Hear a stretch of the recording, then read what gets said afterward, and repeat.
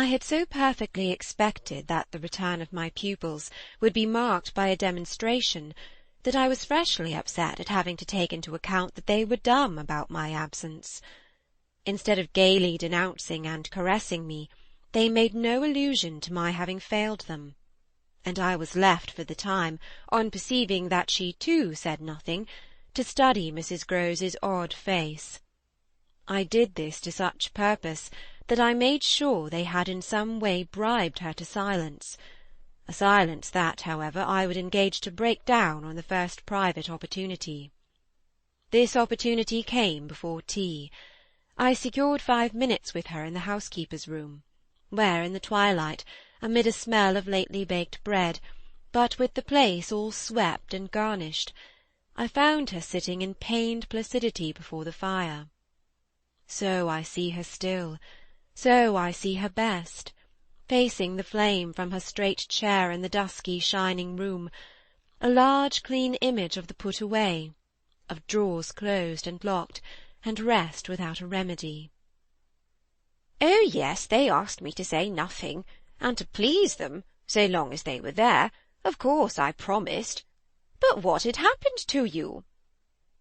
"I only went with you for the walk," I said. "I had then to come back to meet a friend." She showed her surprise. "A friend? You?" "Oh, yes, I have a couple," I laughed. "But did the children give you a reason?" "For not alluding to your leaving us? Yes, they said you would like it better. Do you like it better?" My face had made her rueful. "No, I like it worse." But after an instant I added, "Did they say why I should like it better?"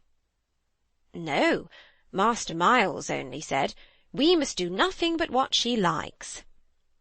"I wish indeed he would. And what did Flora say?" "Oh, Miss Flora was too sweet. She said, 'Oh, of course,' and I said the same." I thought a moment. "You were too sweet, too, I can hear you all. But none the less, between Miles and me, it's now all out." "All out?" My companion stared. "But what, miss?" "Everything. It doesn't matter, I've made up my mind. I came home, my dear," I went on, "for a talk with Miss Jessel." I had by this time formed the habit of having Mrs. Grose literally well in hand in advance of my sounding that note, so that even now, as she bravely blinked under the signal of my word, I could keep her comparatively firm. "A talk? Do you mean she spoke?" "It came to that. I found her on my return in the schoolroom." "And what did she say?" I can hear the good woman still, and the candour of her stupefaction.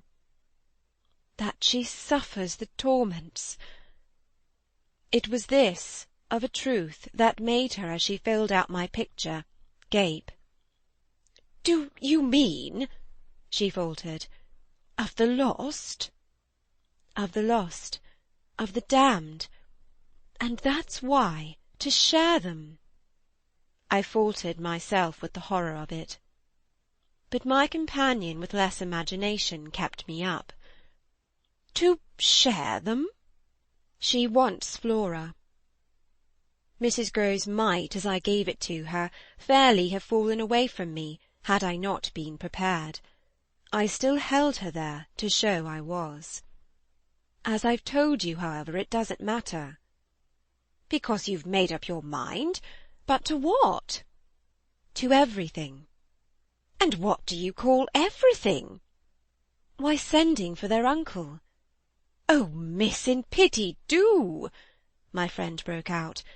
"Ah, but I will, I will! I see it's the only way. What's out, as I told you, with Miles, is that if he thinks I'm afraid to, and has ideas of what he gains by that, he shall see he's mistaken. Yes, yes, his uncle shall have it here from me on the spot, and before the boy himself, if necessary, that if I'm to be reproached with having done nothing again about Moor School—" "Yes, miss." My companion pressed me. "Well, there's that awful reason." There were now clearly so many of these for my poor colleague that she was excusable for being vague. "But, which?" Why, the letter from his old place. "You'll show it to the master?" I ought to have done so on the instant. "Oh, no," said Mrs. Grose with decision. I'll put it before him, I went on inexorably, that I can't undertake to work the question on behalf of a child who has been expelled. "For we've never in the least known what," Mrs. Grose declared. For wickedness. For what else, when he's so clever and beautiful and perfect? Is he stupid? Is he untidy? Is he infirm? Is he ill-natured? He's exquisite, so it can be only that, and that would open up the whole thing. After all, I said, it's their uncle's fault, if he left here such people. "He didn't really in the least know them. The fault's mine." She had turned quite pale. "Well, you shan't suffer," I answered. "The children shan't," she emphatically returned. I was silent a while.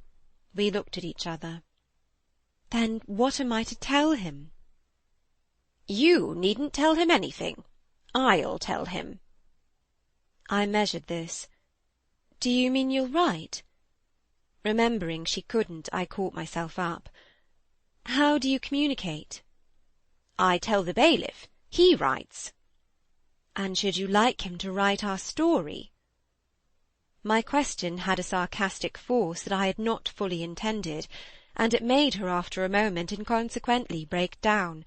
The tears were again in her eyes. "Ah, miss, you write." "Well, to-night," I at last answered, and on this we separated. End of chapter 16.